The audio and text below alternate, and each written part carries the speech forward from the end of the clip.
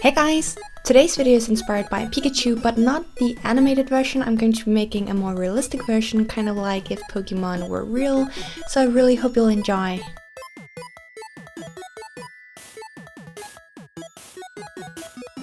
To make the armature, I first took some wire and then bent and twisted it like this. I then added 2 balls of clay, kind of like a snowman, and started sculpting. Usually when sculpting any type of character, I have multiple pictures of that character from different angles, and depending on the amount of details, I will have more or less pictures. However, for this one I only have 1 picture of Pikachu, because I wasn't really making the exact version or trying to make it look like the original one. I just made it the way I imagined it would look like if Pikachus were real. The animals I feel are the closest to a Pikachu would be a bunny or a rodent, probably actually a chinchilla because they have the long ears, the same body type and the long tail. So you'll see when I'm done with the sculpture that it is pretty similar to a bunny or a chinchilla. If you have any questions about the tools I use for sculpting in any of my videos, I highly recommend you watch the video on my other miniature channel, which is about my tools. And even though it says those are for miniature food making, most of the tools in that video are the same I use in my other videos. After sculpting the basic head shape, I added the thighs, which are basically just 2 balls of clay. And after that I made the arms and feet. If you are going to be adding fur to your Pikachu the same way I did, just keep in mind that the sculpture needs to be more slim than what you want your end result to be, because the fur is going to add some extra layers.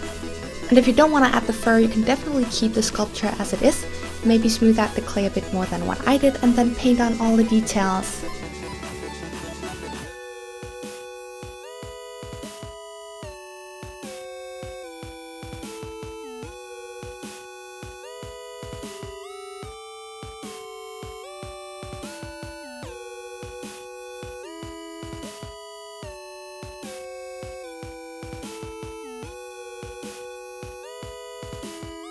Instead of making the typical sausage or cone-shaped ears that Pikachu has, I decided to make them more like bunny ears and make them hollow on the inside. You can then measure how big you want the tail, and I did pre-bake the tail before adding it to the Pikachu, just so it would be easier to pose.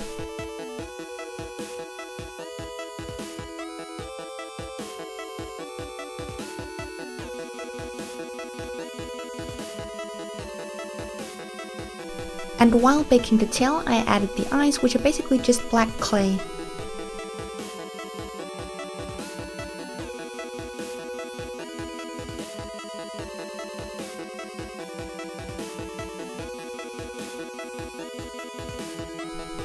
If you feel like the sculpture needs some more strength, you can add some liquid clay near any of the joints like the ears, tail and feet. Then bake.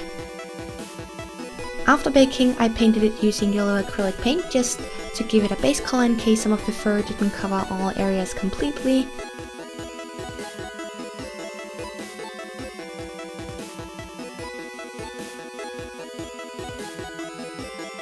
And then for the fur, I'm using merino. If you have any questions about the fur I use or the glue I use to attach it, I do have a video about it on my channel. And just like in any other video of mine where I add fur, you just want to glue it on in small sections, let the glue dry completely and then trim off any excess. I usually always start by covering the back, then the belly, then the head, and lastly the ears, tail and feet. And for the feet and arms as well as part of the tail, I did use flocking powder. A question I've gotten a few times on a couple of the videos where I make animals using the same techniques is what I do with the wire that sticks out the butt. The reason why I keep the wire there in the first place is so that I have something to hold on to while I sculpt and add details, and when I'm done I simply trim off any excess using pliers and then add fur on top. Another question I've gotten is what type of scissors I use to cut the fur, because they are so small and precise, and I got them at a fabric store and they're meant for cutting thread.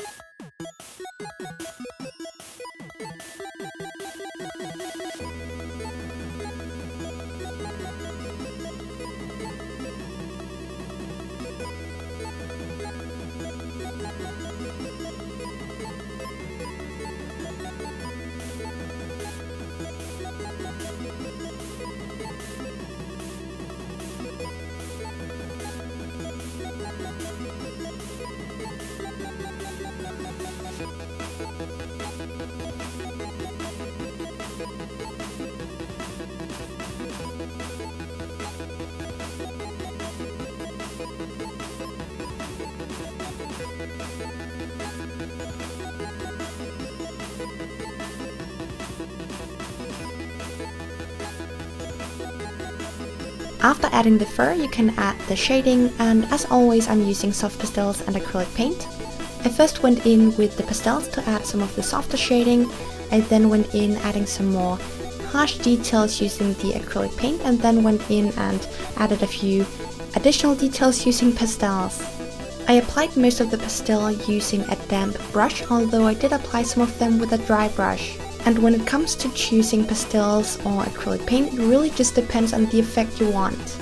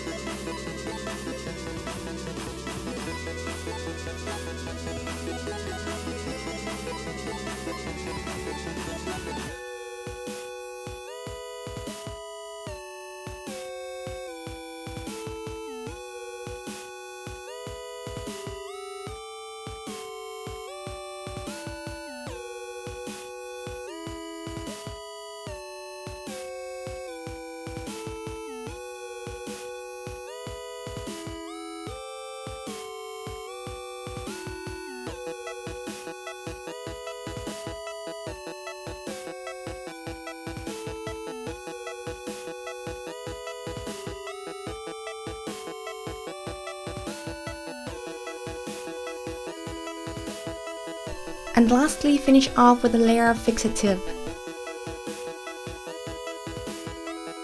Because this is a miniature pet, I decided to make a toy, and I felt the most logical option would be a pokeball-ball. So for this you want to take some white clay and then roll out a ball, then bake that and use acrylic paint to paint it.